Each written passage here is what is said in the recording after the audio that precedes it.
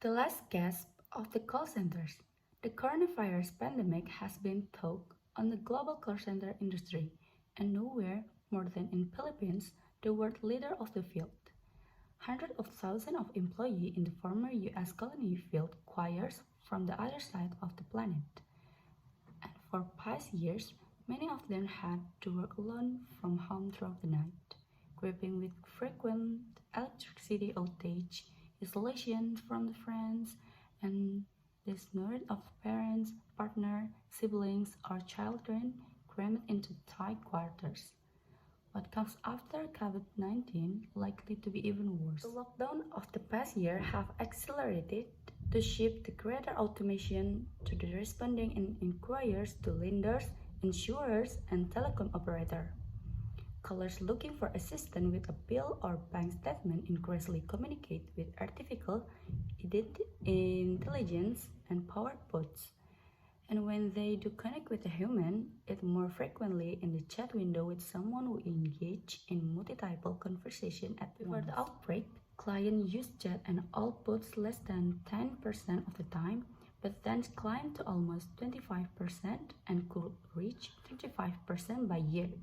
Says Mike Small, the executive are responsible for US and Canadian corporate client for Miami Cycle Group, an operator of call center with more than 20% of its 100,000 employees in the Philippines. Because of COVID, plans that will have take 4 to 5 years to implement were implemented in months, says Small, who hasn't increased staffing since 2019. The shift away from voice operators threatens many of the 1.3 million people employed by outsourcing shops in the Philippines, about half of them call center operators. As companies have taken advantage of the country's low wages, cultural affinity with the US, and widespread English fluency, the sector has grown to account for 9% of gross domestic product, according to Oxford Business Group, generating $26 billion in revenue in 2019. The trend is building as AI enabled bots to be efficient and empathetic as human for many basic transitions.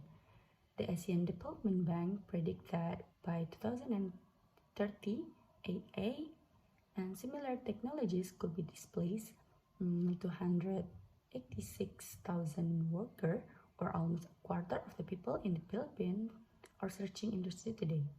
Through the bank size productivity gains may create other jobs. The country IT and Business Process Association expect the sector to employ just 1 million next year, down from the 1.6 million it forecast before the pandemic. We are alarmed, say Lilie, president of BPO Industry Employees Network, a union for call center workers.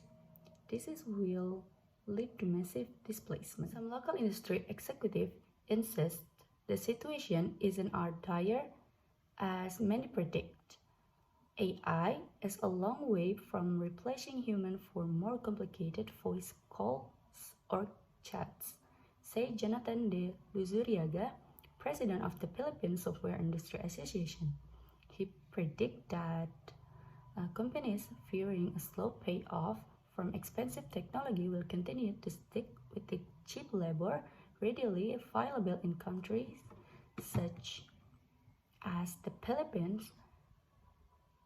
The chatbots is at the bottom of the rock, he says. The high-level industry's killer type of engagement, it's not going to happen. And creating and perfecting those systems requires workers, says Arthur Noack, head of the Philippines for TTIC Holdings, and outsourcing shop based the Englewood Solo, with about 20,000 employees in the archipelago. True, up to 40% of simple transition can be automated by implementing the latest technology, he says, and fine-tuning can increase that by 5% or more annually. But that shifting the focus of many TTIC workers in the Philippines to keep the pods running smoothly.